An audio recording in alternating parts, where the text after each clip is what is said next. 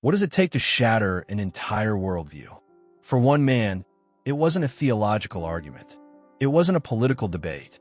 It was a dying father's simple, peaceful faith that he was supposed to hate.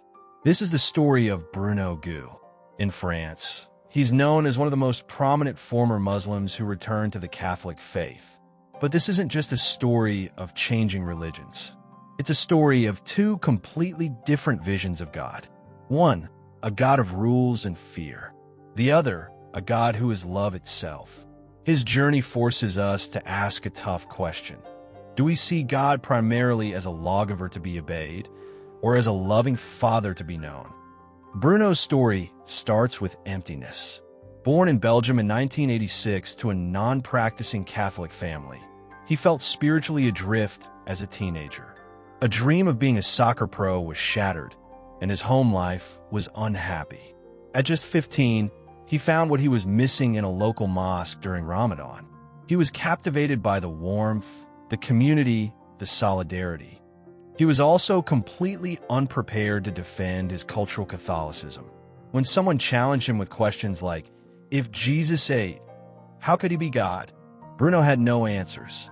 Their version of faith sounded more logical. Within days, after simply reciting the Shatter, he converted to Islam. He notes the stark contrast. Unlike the years-long catechumenate in Catholicism, this was instantaneous. He was pulled into a new world with an aggressive zeal to convert others. Bruno's search for certainty led him down a path of increasing rigor. Troubled by inconsistencies between mosques, he learned Arabic to understand the Quran directly. He adopted a strict Salafist interpretation. His appearance changed completely. Long traditional robes, an untrimmed beard, a head covering. The doctrine was absolute. Sever ties with unbelievers. Love for the sake of Allah. Hate for the sake of Allah. Do not dress like them. Do not even style your hair like them. He married a converted Italian woman, moved to Egypt to study, and was even accepted to a prestigious university in Saudi Arabia. He was being groomed to be a propagator of the faith in degenerate Europe. He internalized a theology of a punitive God and was even prepared for the possibility of jihad. But several horrifying experiences planted seeds of profound doubt. 1. A traumatic pilgrimage. A pilgrimage to Mecca, meant to be the peak of his faith, became a nightmare. He witnessed chaotic stampedes and death, trauma that stayed with him. 2.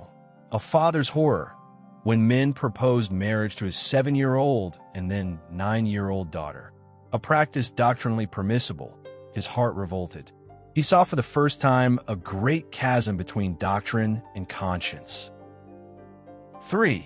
The violence of justice. Witnessing public executions and amputations, justified as divine law, shook him to his core. The pivotal moment came when he returned to Belgium to see his father, who was dying of a brain tumor. Bruno, who considered his father a damned kafir, unbeliever, expected to find a man in torment. Instead, he found peace. His father had quietly returned to the Catholic faith. On his deathbed, he told Bruno, "Don't be afraid of death. We will lose nothing. We will gain everything. Don't be afraid. He is with us." This shattered Bruno's entire reality. The man he was taught to despise was facing death with a serenity and love Bruno had never known. The God of punishment he believed in was confronted by a God of mercy in his own father's room.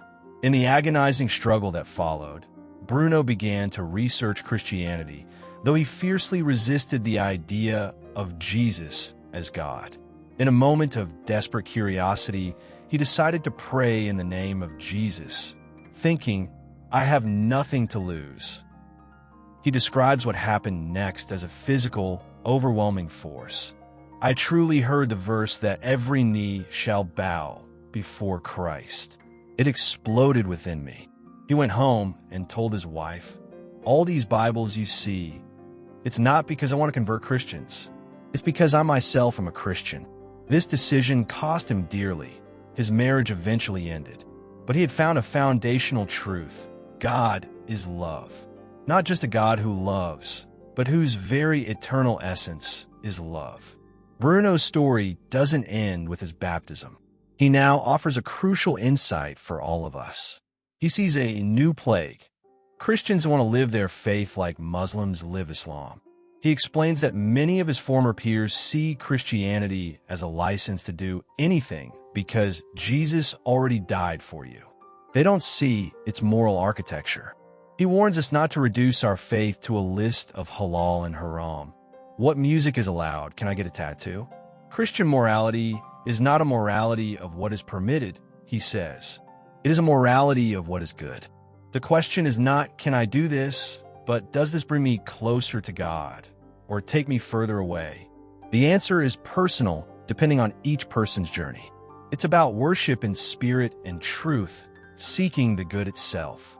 So what do you think? Bruno's journey from a faith of fear to a faith of love challenges our own frameworks. Do we sometimes approach God more with a mindset of rules than of relationship? How do we explain the why behind our morality to a watching world?